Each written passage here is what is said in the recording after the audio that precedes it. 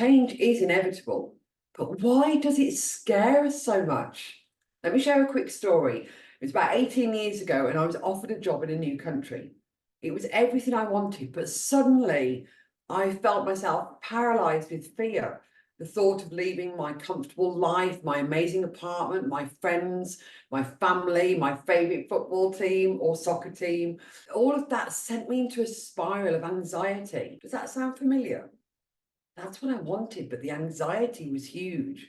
And that's what we're diving into today. You see, change can be both exciting and daunting, whether it's changing careers, moving to a new city or even a country, or even embracing a new healthy habit.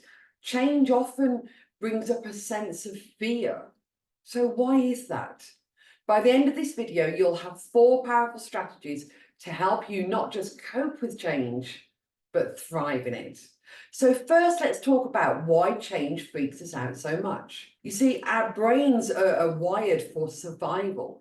This means we like routine and stability because it feels safe and predictable. Over time, this has kept us safe from predators and other dangers. But in our modern world, the same instincts can hold us back and keep us stuck. I know you don't want that. So what this means is that when we're faced with change, our brain perceives it as a potential threat to our survival, which triggers fear. The unknown triggers our fight or flight response. So when we can't predict what's coming, our brains again perceive it as a threat to our existence.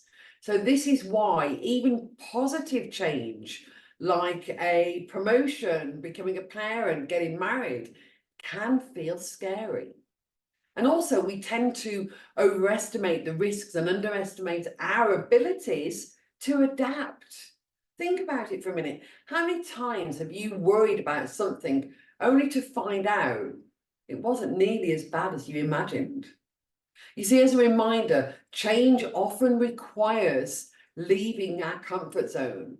And let's face it, our comfort zone is comfortable. Let me give you an example. A client of mine, Joanne, she'd been in the same job for just over 10 years. She was very good at it, but she wasn't growing anymore. She was stuck in a rut, just plodding along. And when a new opportunity came up, but in a different field, the fear was huge. She was terrified. What if she wasn't good enough? What if she failed? What if she missed all her old colleagues? What if? That whole internal self-doubt literally just went on full volume.